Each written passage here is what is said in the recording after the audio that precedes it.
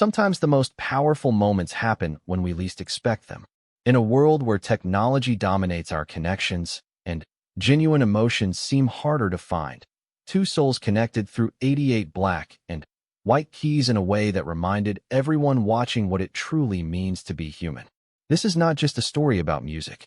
This is a story about a grandmother who refused to let her granddaughter's dreams die, even when the world seemed determined to crush them.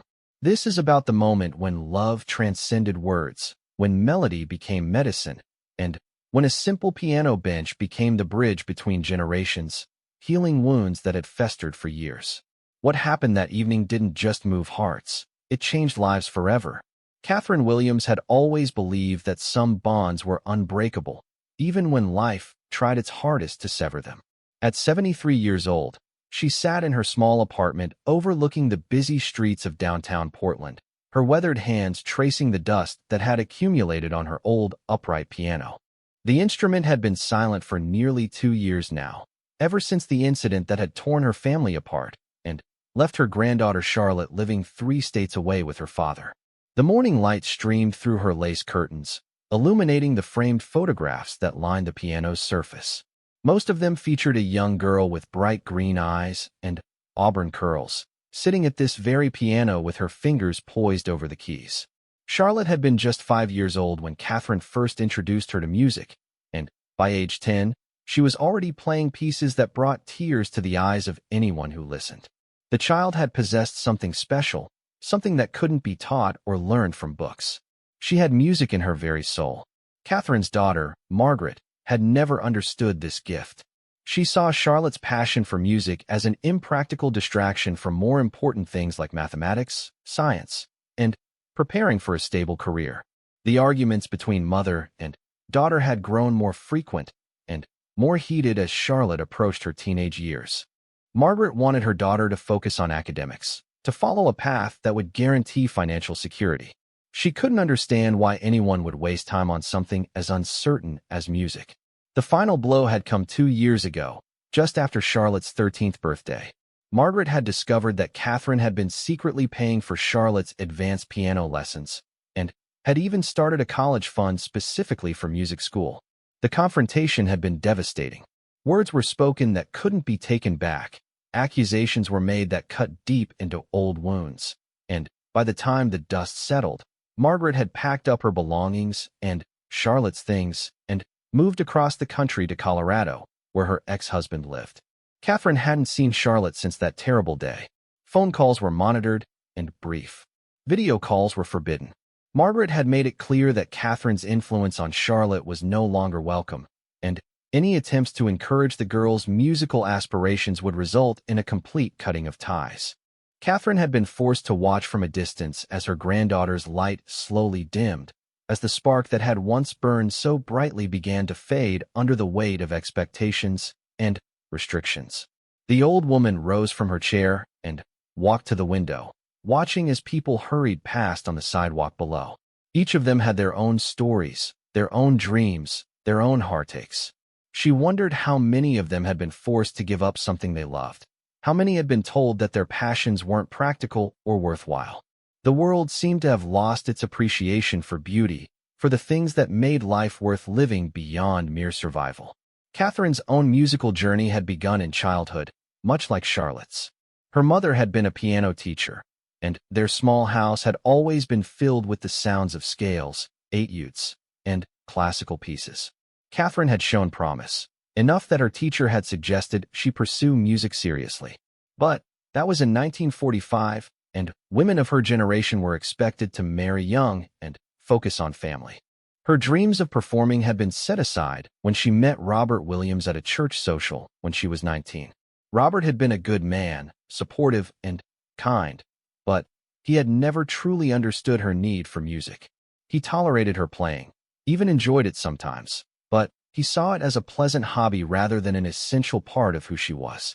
When their daughter Margaret was born 3 years later, Catherine's piano was relegated to stolen moments after household chores were done, and the baby was asleep.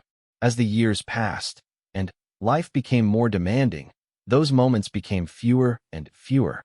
It wasn't until Margaret had children of her own that Catherine rediscovered her love for music. When Charlotte was born, Catherine saw an opportunity to share something precious with a new generation. She began playing lullabies for the baby, simple melodies that seemed to calm Charlotte in a way that nothing else could. As Charlotte grew older, she would climb onto Catherine's lap during piano practice, her tiny fingers reaching for the keys, trying to mimic the sounds her grandmother made. The first time Charlotte played a complete piece on her own, she was 7 years old. It was Für Elise by Beethoven, a piece that Catherine had taught her slowly, one phrase at a time over several months. When Charlotte's small fingers finally played the entire composition without stopping, both grandmother and granddaughter had tears in their eyes. It was a moment of pure magic, a connection that transcended age and experience. Catherine knew in that instant that Charlotte had inherited something special, something that needed to be nurtured and protected. For the next 6 years, Catherine and Charlotte shared a musical journey that became the cornerstone of their relationship. Every weekend, Charlotte would visit her grandmother, and they would spend hours at the piano together. Catherine taught her technique and theory, but more importantly, she taught her to feel the music, to understand that each piece told a story and carried emotions that could touch the human heart in profound ways. Charlotte progressed rapidly, moving from simple children's songs to complex classical pieces with an ease that amazed her teachers. Her small hands could somehow manage the stretches and intricate fingerwork that challenged students twice her age. But it wasn't just her technical ability that impressed people. When Charlotte played, something magical happened. The music seemed to flow through her rather than from her, as if she were a conduit for something greater than herself. The turning point in their relationship with Margaret had come when Charlotte expressed a desire to audition for a prestigious music academy. She was 12 years old and already playing at a level that would qualify her for advanced study. Catherine had been thrilled, seeing it as validation of everything they had worked toward together. But Margaret had been horrified. She saw it as Catherine filling Charlotte's head with unrealistic dreams and setting her up for disappointment and financial instability. The arguments that followed had been painful and destructive. Margaret accused Catherine of being selfish, of living vicariously through Charlotte instead of allowing the child to make her own decisions. Catherine tried to explain that music wasn't something she was imposing on Charlotte, but rather something that flowed naturally from the girl's heart. But Margaret couldn't see it that way. In her mind, Catherine was leading Charlotte down a path that would only result in struggle and disappointment. Now, 2 years later, Catherine lived with the consequences of that conflict every day. She had no idea if Charlotte was still playing piano, if she even had access to an instrument. The few times they had spoken on the phone, Charlotte had seemed subdued, careful about what she said, clearly aware that her mother was listening. The vibrant, passionate child who had once filled Catherine's apartment with laughter and music had been replaced by someone cautious and restrained. Catherine walked back to the piano and lifted the bench cover, revealing the sheet music they had been working on together before everything changed. It was Chopin's Minute Waltz, a piece that Charlotte had been determined to master for her 13th birthday. They had been so close to perfecting it when Margaret's discovery of the secret lessons had brought everything crashing down. The music still bore Charlotte's penciled notes in the margins, reminders about fingering and tempo that they had written together during their last lesson. As Catherine sat at the piano bench, her fingers found the familiar keys almost automatically. The opening notes of the Minute Waltz filled the quiet apartment, bringing with them a flood of memories. She could almost hear Charlotte's voice counting the rhythm, could almost feel the girl's presence beside her on the bench. The music had been their language, their way of communicating things that words couldn't express. It had been their bridge across the gap between generations, their shared passion that made everything else fade away. The piece was challenging, requiring both technical skill and emotional sensitivity. Catherine's fingers weren't as nimble as they once had been, but the muscle memory was still there, along with the deep understanding of how the music should flow. As she played, she thought about Charlotte and wondered if the girl remembered this piece, if she ever thought about the hours they had spent working on it together. When Catherine finished playing, the apartment seemed even quieter than before. The silence that followed music was always different from ordinary quiet, charged with the echoes of what had just been expressed. She closed the piano lid gently and returned to her chair by the window, but her mind remained focused on the music and the memories it had stirred. The afternoon passed slowly, as most of Catherine's days did now. She tried to stay busy with reading, cooking, and light housework, but her thoughts kept returning to Charlotte. She wondered what the girl was doing at that moment, whether she was happy, whether she still loved music the way she once had. The uncertainty was perhaps the hardest part of their separation. Not knowing was worse than knowing something difficult or painful. As evening approached, Catherine prepared a simple dinner and sat at her small kitchen table. The apartment felt too quiet without the sound of music, too empty without the energy and joy that Charlotte had always brought to it. She found herself looking at the clock, remembering how she used to count the hours until Charlotte's weekend visits, how the anticipation would build throughout the week. After dinner, Catherine sat in her favorite armchair with a cup of tea and picked up a book she had been reading. But the words on the page couldn't hold her attention. Her mind kept drifting to the piano, to the music that remained trapped inside it, waiting for the right hands to set it free. She thought about all the pieces Charlotte had never gotten to learn, all the musical experiences they would never share if Margaret's position remained unchanged. The phone rang just as Catherine was getting ready for bed, startling her from her melancholy thoughts. She hurried to answer it, hoping against hope that it might be Charlotte calling, even though she knew Margaret would never allow such a thing. Instead, she heard her neighbor Mrs. Patterson's concerned voice asking if she was all right. "I heard piano music earlier," Mrs. Patterson explained. "It was beautiful, but it sounded so sad. I just wanted to make sure you were okay." Catherine thanked her neighbor for the concern and assured her that she was fine. But after hanging up the phone, she realized that Mrs. Patterson was right. The music had been sad, filled with all the longing and regret that Catherine carried in her heart. Music had always been honest that way, incapable of hiding true emotions no matter how hard one might try. As she turned off the lights and prepared for sleep, Catherine found herself making a silent promise. Somehow, someway, she would find a path back to Charlotte. She would not let their musical bond be broken forever. There had to be a way to bridge the gap that Margaret had created, a way to show her daughter that music wasn't the enemy she believed it to be. Love this strong didn't simply disappear because of distance and disagreement. It endured, waiting for the right moment to resurface and reconnect two hearts that belonged together.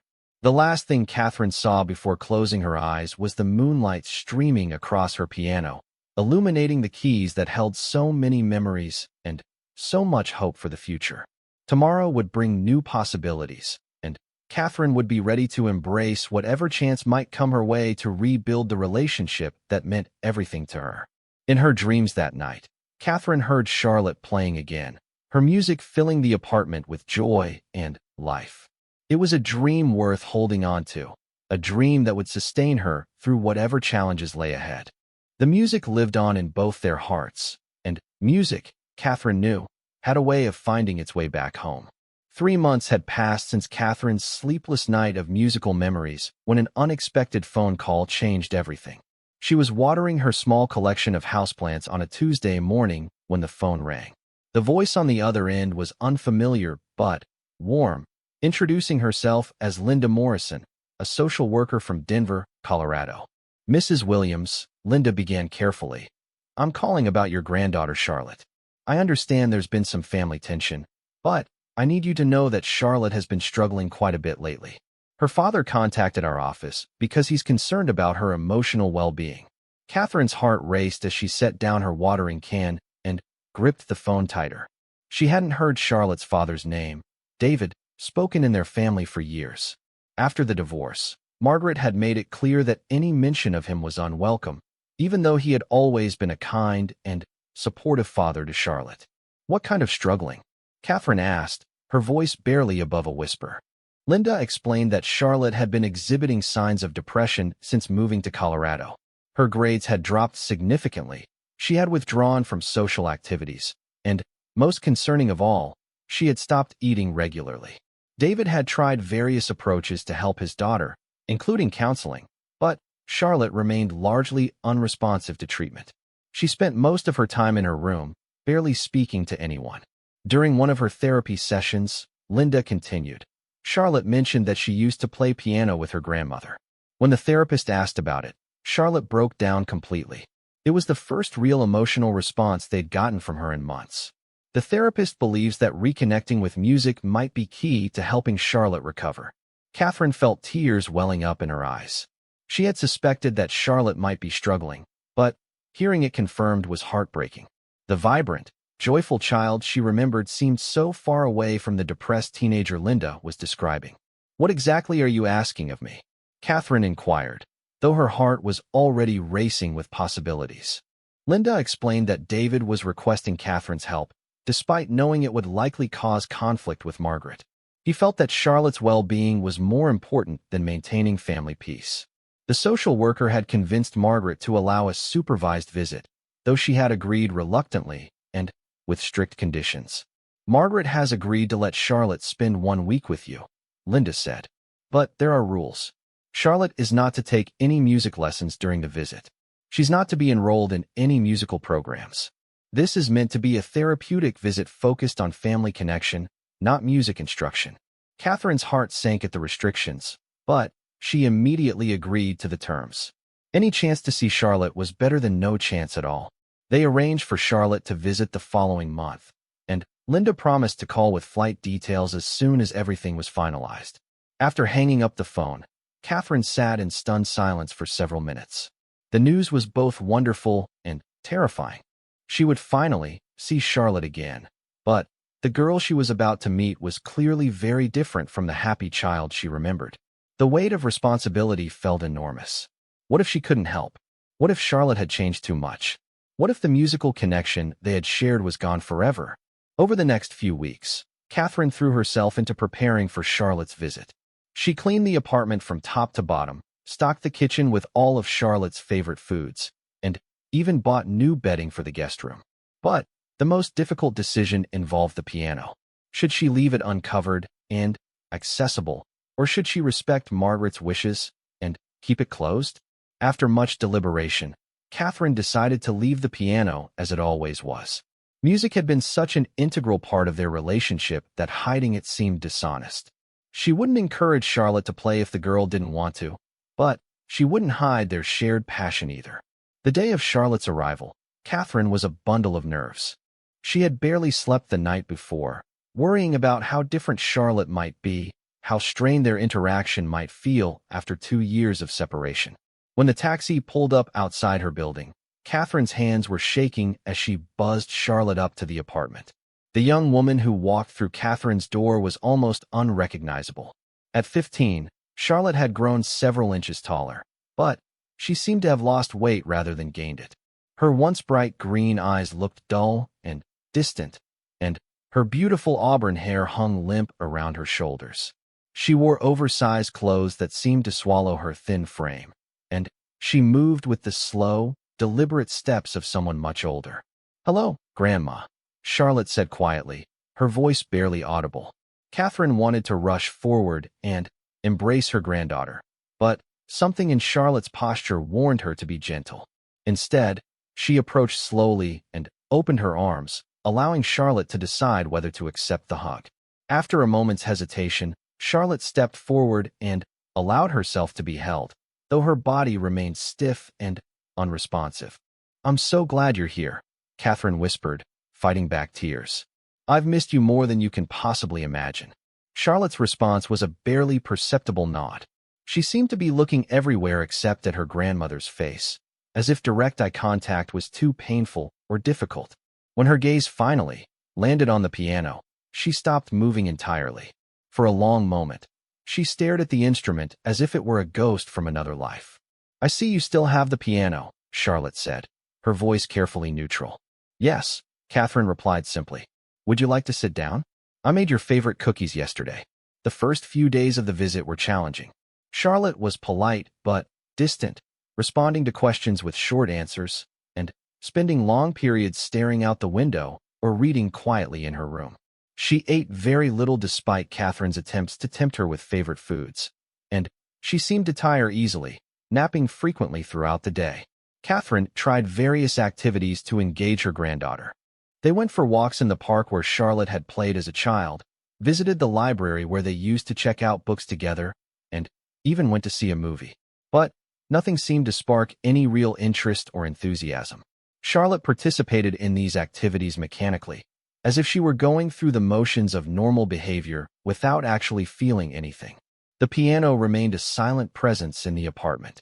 Charlotte never approached it, never touched it, never even seemed to look at it directly. But Catherine noticed that whenever she was in the living room, Charlotte positioned herself where she could see the instrument in her peripheral vision. It was as if she was aware of it constantly, but didn't dare to acknowledge it openly. On the fourth evening of the visit, Catherine was washing dishes after dinner when she heard a sound that made her heart skip a beat. Someone was touching the piano keys, just barely pressing them down enough to produce the faintest whisper of sound. She turned around to see Charlotte standing beside the piano bench, her fingers resting lightly on the keys of the upper register. Catherine didn't say anything, afraid that speaking might break whatever spell was drawing Charlotte toward the music. She continued washing dishes, pretending not to notice, while Charlotte's fingers explored the familiar keyboard. After a few minutes, Charlotte pressed down on middle C, allowing the full tone to ring out in the quiet apartment. The sound seemed to startle Charlotte herself. She jerked her hand away from the keys as if they had burned her and quickly returned to her chair across the room. But something had shifted. For the first time since arriving, Charlotte seemed truly present, truly engaged with her surroundings. "The piano sounds good," Charlotte said quietly. "You've kept it in tune." "I have a tuner come every few months," Catherine replied, trying to keep her voice casual. It seemed important to maintain it properly, even though no one plays it anymore. Catherine turned from the sink to look directly at her granddaughter. "I play it sometimes," she said honestly. "Not as well as I used to. But I couldn't bear to let it sit silent forever." Charlotte nodded slowly, as if this answer satisfied something inside her. They didn't speak about the piano again that evening, but Catherine noticed that Charlotte's demeanor had changed slightly. She seemed less withdrawn, more aware of her surroundings. The next morning brought an unexpected development. Catherine woke to the sound of someone moving around in the living room very early before dawn. She slipped out of bed and crept to her bedroom door, listening carefully. What she heard made her catch her breath. Someone was playing the piano, very softly, barely loud enough to be heard. Catherine opened her door a crack and peered into the living room. Charlotte was sitting at the piano bench in her pajamas, her hands moving carefully over the keys. She was playing Clair de Lune by Debussy, a piece they had worked on together years ago. But she was playing it so quietly that the sound was more felt than heard, as if she were trying to keep the music secret even from herself. Catherine watched for several minutes as Charlotte played through pieces from their shared repertoire. Her technique was still beautiful, perhaps even more refined than Catherine remembered, but there was something different about the way she approached the music. Where once her playing had been joyful and expansive, now it seemed careful and contained, as if she were afraid to let the music fully express itself. When Charlotte finished playing, she sat motionless at the piano for a long time, her hands resting in her lap. Catherine could see her shoulders shaking slightly and realized that her granddaughter was crying. The sight broke Catherine's heart, but she remained hidden, sensing that Charlotte needed this private moment with the music. Eventually, Charlotte returned to her room, moving so quietly that Catherine might not have known she had been up if she hadn't witnessed it herself. When they met for breakfast later that morning, neither of them mentioned what had happened, but Catherine noticed that Charlotte seemed different. Some of the tension had left her posture, and she made more direct eye contact than she had since arriving. Over the next 2 days, the early morning piano sessions continued. Each time, Charlotte played more freely, allowing the music to grow gradually louder and more expressive. Catherine continued to listen secretly, not wanting to intrude on what seemed to be a delicate process of reconnection. The pieces Charlotte chose told a story of their own. She began with simple, melancholy compositions, gradually working her way toward more complex and emotionally demanding works. Catherine recognized some of them as pieces they had studied together, but others were new, suggesting that Charlotte had continued learning music even after moving to Colorado, despite her mother's restrictions. On Charlotte's 6th morning at the apartment, Catherine made a decision that would change everything. Instead of staying hidden in her room, she quietly joined Charlotte at the piano. She didn't say anything, simply sat beside her granddaughter on the bench and placed her hands on the lower keys. Charlotte looked surprised but didn't move away. Without speaking, they began to play together, Catherine taking the bass line, while Charlotte continued with the melody. It was heart and soul, the first duet they had ever learned together when Charlotte was 7 years old. Their fingers remembered the familiar pattern, and gradually they fell into the rhythm they had perfected years ago. When the song ended, both women had tears in their eyes. Charlotte looked at her grandmother directly for the first time since arriving and whispered, "I've missed this so much." "So have I," Catherine replied, reaching over to stroke Charlotte's hair. "Music is who you are, sweetheart. It's not something that can be taken away from you." Charlotte began to cry then, really cry, with deep sobs that seemed to release 2 years of suppressed emotion. Catherine held her granddaughter while she wept, understanding that this was part of the healing process that Linda Morrison had hoped for. "I'm so confused, Grandma," Charlotte said through her tears. "Mom says music will ruin my life, that I need to focus on practical things. But when I don't play, I feel like I'm dying inside. I don't know who I am without music."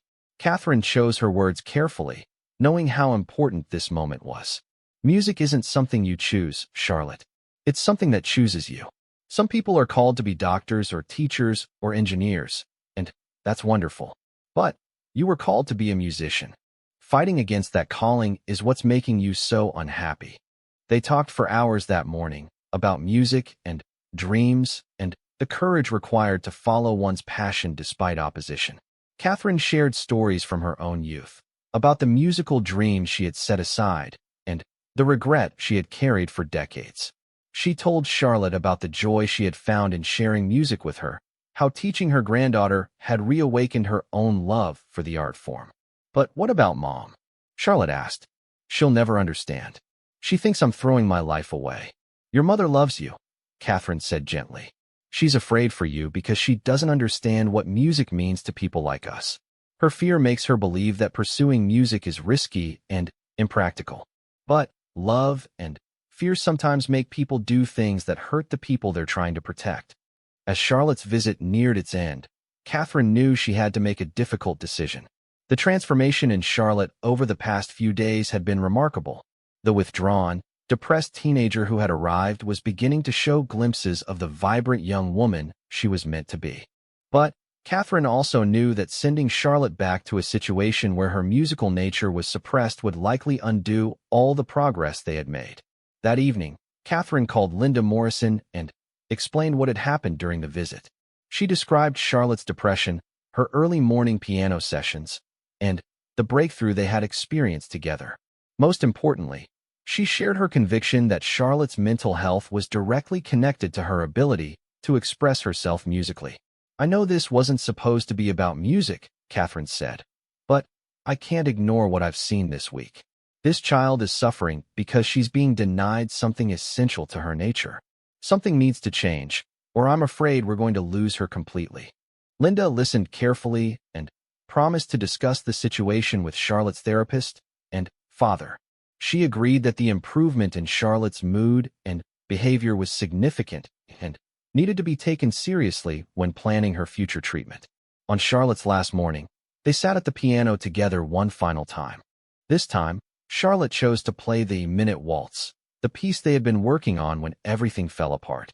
Her performance was flawless, filled with all the technical skill and emotional depth that had been developing during their time together. When she finished, Charlotte turned to her grandmother and said, "I want to audition for music school. I know it will cause problems with Mom, but I can't pretend anymore that I want something different. This is who I am." Catherine felt her heart swell with pride and hope. "Then, we'll find a way to make that happen," she promised. "No matter what it takes." As they prepared for Charlotte's departure, both grandmother and granddaughter knew that their week together had changed everything. The musical connection that had once defined their relationship had been restored, but more than that, Charlotte had rediscovered her own identity and purpose. The real challenge would come next, as they worked together to convince Margaret that supporting Charlotte's musical dreams was the key to her happiness and mental health. The taxi that would take Charlotte to the airport was waiting outside, but neither of them was ready to say goodbye. They had been given a gift of time and music, and now they had to trust that what they had rebuilt together was strong enough to survive whatever challenges lay ahead. "Remember," Catherine said as she hugged Charlotte one last time, "music lives in your heart. No one can take that away from you. And whenever you play, wherever you are, I'll be listening." Charlotte nodded, tears streaming down her face. "Thank you for saving me, Grandma. I was so lost. But you helped me find my way back to myself." As the taxi pulled away, Catherine stood at her window watching until it disappeared around the corner. The apartment felt quiet again, but it was a different kind of quiet than before. It was the peaceful silence that follows beautiful music, charged with possibility and hope. The piano sat waiting, ready for whatever came next, knowing that its voice would soon be heard again in ways that would touch hearts and change lives. The weeks following Charlotte's departure were filled with a flurry of phone calls, emails, and tense conversations that stretched across 3 states and involved social workers, therapists, lawyers, and family members who hadn't spoken in years. Catherine found herself at the center of a storm she hadn't anticipated, fighting for her granddaughter's future while navigating the complex web of family dynamics that had been tangled for far too long. Margaret's reaction to the reports from Charlotte's visit had been explosive. She felt betrayed by David's decision to involve Catherine, angry at the social workers for what she saw as interference in her parenting, and furious with Charlotte for what she perceived as manipulation and drama. The phone call between Margaret and Catherine 3 days after Charlotte's return to Colorado had been devastating. "You had no right," Margaret had screamed into the phone, her voice breaking with emotion. "You deliberately went against my wishes and filled Charlotte's head with those same impossible dreams. Now she's refusing to eat again, crying constantly, and demanding to move back to Oregon with you. You've made everything worse." Catherine had tried to explain what she had witnessed during Charlotte's visit, the gradual emergence of the real girl from beneath the depression that had been consuming her. But Margaret wasn't ready to hear that Charlotte's problems might be connected to the restrictions on her musical expression. In Margaret's mind, music was still the problem, not the solution. "She needs to face reality," Margaret had continued. "She's 15 years old, and it's time she learned that life isn't about following dreams and feeling good all the time. She needs to prepare for a real career, something that will actually support her when she's an adult." The conversation had ended badly, with Margaret hanging up after threatening to cut off all contact if Catherine continued to undermine her parenting. For several days afterward, Catherine had been unable to reach Charlotte at all, her calls going straight to voicemail. But David had quietly been working behind the scenes. Charlotte's depression had returned full force after leaving Portland, and this time it was accompanied by concerning behaviors that even Margaret couldn't ignore. Charlotte had stopped attending school regularly, claimed to be sick most days, and spent entire days in bed. The therapist David had found for Charlotte had documented significant regression and was now recommending more intensive treatment. Dr. Sarah Chun was a specialist in adolescent mental health who had been working with Charlotte since her return from Portland. Unlike previous therapists, Dr. Chun had taken the time to research music therapy and its applications for depression and creative adolescence. Her conversations with Linda Morrison about Charlotte's transformation during her grandmother's visit had convinced her that a different approach was needed. "Charlotte is suffering from what we might call soul depression," Dr. Chun explained to David during one of their private consultations. "This isn't just typical teenage mood swings or academic stress. She's experiencing a fundamental disconnect from her core identity. When someone with Charlotte's level of musical talent and passion is forced to suppress that part of themselves, it can create a depression that's resistant to traditional treatment." Dr. Chun had recommended that Charlotte be allowed to return to music as part of her therapy, but Margaret had refused to consider it. This led to Dr. Chun taking the unusual step of filing a formal recommendation with the family court system, suggesting that Charlotte's mental health was being endangered by the current restrictions on her musical expression. The legal proceedings that followed were complex and emotionally draining for everyone involved. Margaret felt that her authority as a parent was being challenged by outsiders who didn't understand their family situation. David found himself caught between his concern for Charlotte's well-being and his desire to maintain a peaceful co-parenting relationship with Margaret. Catherine worried constantly about Charlotte while trying to navigate the legal system she had never expected to be involved with. Charlotte herself was struggling to understand why something that brought her so much joy and felt so natural could be causing such conflict in her family. During her sessions with Dr. Chun, she talked about feeling guilty for having musical talent, as if it were some kind of character flaw that was hurting the people she loved. "I keep thinking maybe Mom is right," Charlotte told Dr. Chun during one of their sessions. "Maybe I'm being selfish and unrealistic. Maybe I should just forget about music and focus on the things she wants me to focus on." Dr. Chun had gently challenged this thinking, helping Charlotte understand that denying her authentic self wouldn't solve the family problems and would only lead to deeper depression and possibly more serious mental health issues. Meanwhile, Catherine had been researching music programs and scholarships, determined to present concrete options that might address Margaret's concerns about financial stability. She discovered several prestigious programs that offered full scholarships for exceptional students, including support for living expenses and career placement services. She compiled detailed information about successful musicians who had graduated from these programs and built stable, lucrative careers in various aspects of the music industry. The breakthrough came from an unexpected source. Margaret's own mother, Charlotte's other grandmother, had been quietly watching the family crisis unfold and decided it was time to intervene. Helen Patterson was a retired nurse who had raised 3 children as a single mother after her husband died young. She understood both the value of practical planning and the importance of nurturing individual talents. Helen called Margaret one evening and asked to meet for coffee the next day. Their conversation lasted 3 hours and covered 20 years of family history, dreams deferred and dreams fulfilled, and the difference between protecting children and controlling them. "You're so afraid of Charlotte failing that you're guaranteeing she'll never have the chance to succeed," Helen told her daughter gently. "I understand wanting to protect her from disappointment and financial struggle. But look at what your protection is doing to her. She's disappearing before our eyes." Helen shared her own regrets about dreams she had discouraged her children from pursuing, thinking she was being practical and protective.